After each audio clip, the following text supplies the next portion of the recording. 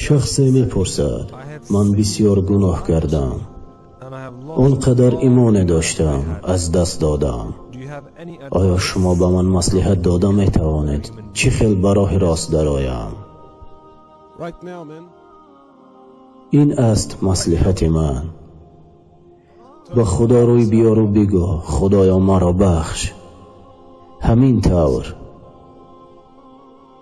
بله همین طور. فرق اسلام از دیگر دینها در چیست؟ در اسلام میانه رو نیست. با شما لازم نیست به حجره درآیید و در قطی پول گذارید و در نزد کسی دیگر اعتراف کنید. نه، همه چیز تنها بین تو و خدا.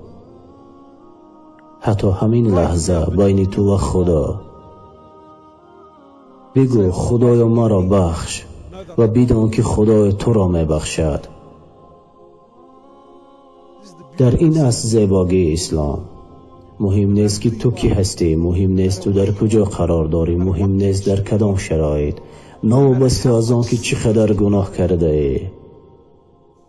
بدان که خدای تعالی تمام گناه ها را می بخشد.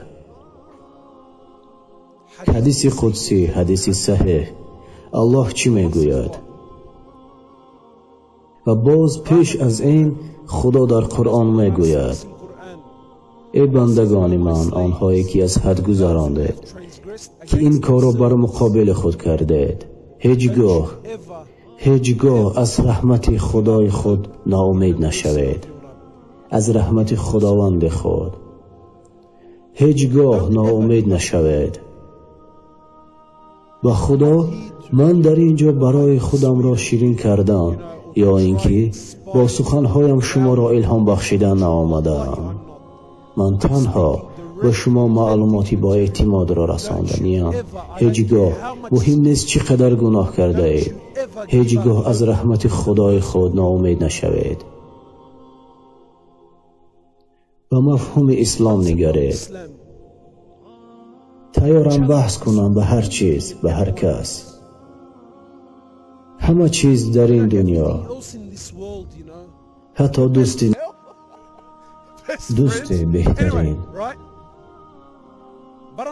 من باوری دارم که همه آدمانی که در اینجا نشستند دوست بهترین دارند.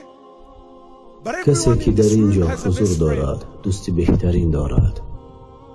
به خدا قسم، نوبسته از آن که دوستیتان چقدر مستحکم است، اگر این خیل گیرید، هست کاری که اگر شما کنید از شما روی میگردانند. من میدانم که دوستان بهترین را که دوستی میکردند ولی از برای یک سخن ناجا با همدیگر جنگ کردند.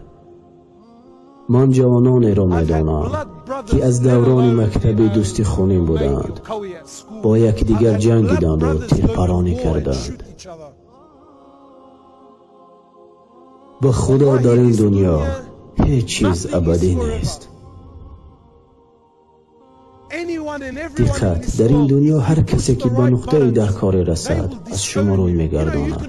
شما میتوانید در تشکیلاتی که کار میکنید میتوانید سالهای بهترین خود را برای این صرف کنید. 30 سال در آنجا کار کنید به تنفس، به استراحت. هر روز به کار بر وقت آیید و بعد از کار از همه دیر به خانه روید. به خدا حتی در چنین حالت دلخواه کار طلباتهای خود را دارد، قاعده های خود را دارد. اگر شما یکی از آنها را اجرا نکرده تمام از کار پیشتان میکنند. حتی مادر خود شما. هست در اینجا نفری که باوری نداشته باشد در دنیا کسی او را به مثل مادرش سخت و صمیمی دوست نمی‌دارد.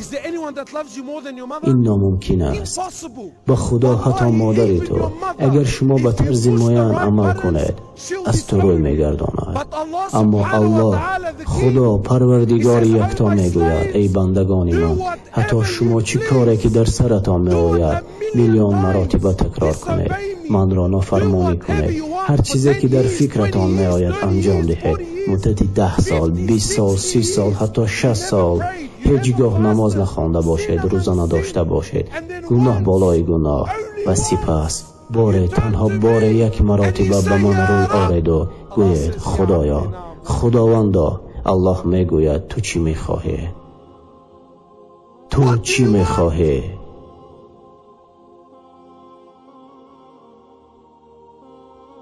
الله میبخشد. برای این لازم نیست کتابی مخصوص خوانی. و تو لازم نیست خود را به قید مانی. حاضر خود حاضر بین تو و خدا و هیچ کس نمیتواند این را از تو گیرد. با خدا رو بیار. الله میگوید بنده ای من، اگر تو با گناه به اندازه زمین به من را آوری اما در عین زمان به من شریک نآورده باشی، من با تو با بخشش می آیم با ارزش موافق.